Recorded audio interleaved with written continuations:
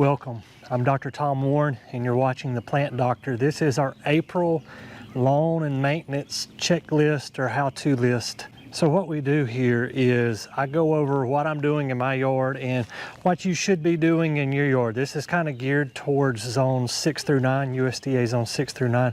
And as you can see, spring has definitely sprung here on the line between 7B and 8A. I want to talk about going to buy plants like I have here in my hand. I want to talk about turf grass. I want to talk about pruning. I want to talk about annuals. There's a lot to cover in the month of April, so let's get started. The first thing I want to talk about is April is a great time to go out and buy some plants. The garden centers are loaded with plants, but a few pointers for you there at home is if you're buying plants that have a bunch of tender vegetation, what you may want to do is just keep them in a pot for a few weeks, especially in early April. As we get closer to May, you can go out and plant those. The reason being that young tender vegetation can die on you if we have a late frost. If your plants were grown locally, for example, I've got a hosta here that I started in my backyard nursery.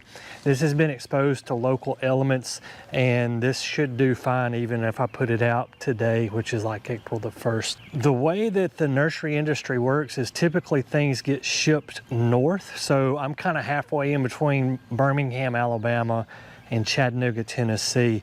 And all of my plants more or less get grown along the Gulf Coast. So if you're at a garden center in Atlanta, Birmingham, Chattanooga, there's probably a 90% chance that the plants you're looking at were grown in Louisiana or South Mississippi or South Alabama, North Florida, and shipped this way. They're much further along in the growing season than we are here, kind of on the north end of the state, or if you're in North Georgia or in Tennessee. Same goes for the Carolinas. So their plants started putting on new growth probably in March. Here we are in April where I'm at. We can still get a frost and that new growth could get burned back pretty hard. So if you've got a plant that has a lot of new vegetated, fresh, young, tender growth, just keep it in the pot a couple weeks. If it was grown locally and the vegetation is hardened off, you can probably go ahead and put those out. I want to start with things that were deeply affected by the flash freeze of December. From Texas all the way to the East Coast, we had a significant temperature drop. It's not so much that it got cold, it's how fast it got cold. These are loropetalum here off my left-hand shoulder, and obviously this is an evergreen where I'm at, and it is not evergreen right now, and it has not been since like the first part of January. I am seeing encouraging things here. There are significant buds beginning to swell. I'm even seeing some leafing on loropetalum here in 7B and 8A. So I have a good feeling that these are going to come back. Don't prune these right now. Whatever you do, do not prune your loropetalum right now because those buds are on them. They're going to flush out. And then once they flush out and fill out, then we can go back and prune. Hopefully, I'm thinking in the June, July time frame. Normally, I would recommend that after these flower in the spring that you go ahead and prune them, which they typically start to flower in my area March, April, May, depending on cultivar. So we're going to have to wait a little bit longer. The same goes for tea olive. I'm seeing some encouraging things on tea olive in my yard in the fact that I see a lot of bud swell. I'm seeing some leafing out, but I still think there's going to be significant renewal pruning on your tea olives if you're like 7B north. I think 8A south, you're going to be okay. I've talked to some of my fellow colleagues in the Birmingham area, the Montgomery area, the Atlanta area. They had significant dieback on theirs as well, but they're flushed out much more than I am here, just a little bit further north. I think those will be okay.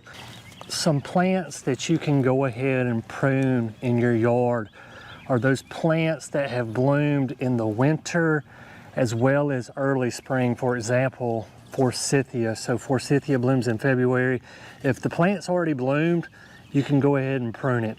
So forsythia and camellias, they'll set their buds for flowering in late summer and then as we go into fall and winter and early spring, those flowers will come out. So you want to go ahead and prune forsythia now.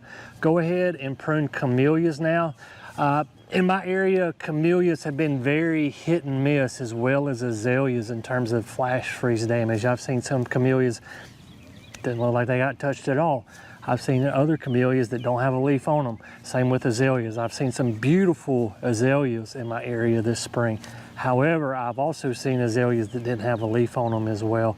So it's almost, I would call it microclimate dependent here where I'm at. If it was on the south end of a house and it was protected from those 50, 60 mile an hour winds that were 8 degrees, they're doing better than plants that might have been on the north end of a house or not protected at all, just out in open space somewhere.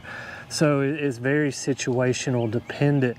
If your camellias or azaleas have been affected by the flash freeze, don't prune them yet. Let them flush out, see where the damage is at, and then remove the damage. But here again, I'm not going to do any of that until probably the May time frame, maybe even into June. Reason being is I want to see where the damage is. Let's see what vegetation comes out.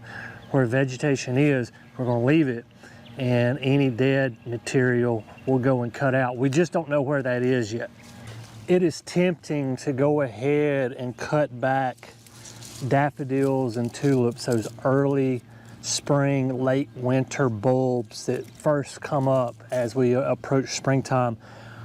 I know it's somewhat unsightly, but leave the vegetation up as long as you can. The reason being is these leaves are collecting sunlight, they're creating photosynthates, fancy word for sugars, that are being stored in those bulbs down in the ground for next year's flowers. So the longer you can leave up the vegetation from your early spring bulbs, the more flowers you're going to have in next January, February, and March.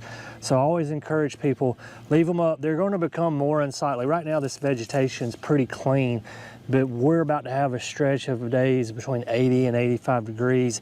These leaves will start to scorch, they'll curl over a little bit, and then I'll come in and prune these, but leave up your vegetation for your bulbs as long as you can. Spring is a great time to go in and start to prune some of your trees. The reason being is you can see dead limbs. For example, in Japanese maples, they're kind of notorious for the tips of the branches not to leaf out coming out of winter. So it's a great time to go in with some hand snips and lightly prune any of your trees. Also your larger trees, if you have dead limbs, it's going to be very obvious this time of year as we come out of dormancy. So go ahead and prune any of your trees now. It's the optimal time to do so. Any of your non-flowering evergreen shrubs, this is also a great time to prune. For example, we have boxwoods here. There's arborvitae on either side that anchors these walls behind me. As the new growth emerges, you can use that to fill in voids, and where new growth is getting leggy, go ahead and prune those back. These boxwoods were lightly pruned just a few days ago. The same with the arborvitae here. I need to circle back around and take out a little bit of the tops in these arborvitaes just with some hand snips. But it's a great opportunity if you want to reshape some of your evergreen shrubs. Now's the time to do that, because you can take advantage of the new growth coming in to fill in voids, and other places where you have excessive growth, you can cut that back pretty hard, even back to the point where there's no vegetation, and it's going to bud and leaf out fairly quickly if you elect to do that. April's an important month for turf grasses, especially turf grasses that go dormant. For example, the Zoysia here, if you have Bermuda, the same is true for that. So what I do in my yard is I do a split application of pre-emergence. I do a half rate in February, then I come back and do a half rate again in the first part of April. Also in April, I'm putting out my first round of fertilizer. I'm going to put out a 90-day slow release prill that's 25% nitrogen, and I'm going to put that out at a rate of 1 pound per 1,000 in terms of nitrogen. So I'm putting out 4 pounds of product per 1,000 square feet to get to that 1 pound of nitrogen, because I'm putting, the prills that I'm putting out are 25% nitrogen.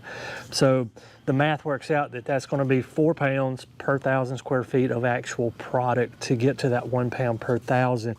And that does a really good job for me. I'm going to do that here in April, and then I'm going to circle back around late June, early July, and put out that same prill again. And I have really good consistent results, regardless if it's Zoysia or Bermuda. I have both in my yard, and it's going to make that grass pop. You don't want to do that too early in terms of putting out fertilizer. If you're one of our friends in, say, zone 6, it's probably a little early to be putting out fertilizers. You may want to wait until closer to May, but here where I'm at, you can see here, this grass is greening up. My average last frost date is somewhere around April the 10th. I've looked at the long range forecast. We're not seeing any evidence of having another frost up until that date. It doesn't mean we're not going to have one, say April 15th or April 20th. It could happen, but it would be extremely rare. So I'm going to go ahead, I'm going to put down some fertilizer. You don't want to put it down too early, because you don't want to push a ton of new tender vegetative growth, putting the nutrients into the soil, and then you have a freeze or a frost, and then that just dies back. You've essentially wasted your money at that point, pushing growth, and then it just dies. But where I'm at, so if you're zone 7B south, go ahead, put your fertilizers out. You should be good. Go ahead, put down some pre-emergence. That's going to help with those summer weeds. So we're looking at things like Virginia buttonweed and fireweed and all of those nasty broadleafs that come up during the summer in Zoysia and Bermuda lawns. If we put down a layer of pre-emergence right now, we're greatly reducing the amount of weeds we're going to see in our turf. We may even completely eliminate it. I always have 1 or 2 what I call escape weeds here and there. I can just pick them with my hand, it's no big deal, but pre-emergence are vital to having a healthy, uniform lawn. I do want to take a minute and talk about annuals. These pansies got burnt all the way to the ground during the flash freeze, and they've come back up. Traditionally right now, in about 2 weeks, I would be putting in my spring annuals. I may enjoy these pansies just a little bit longer.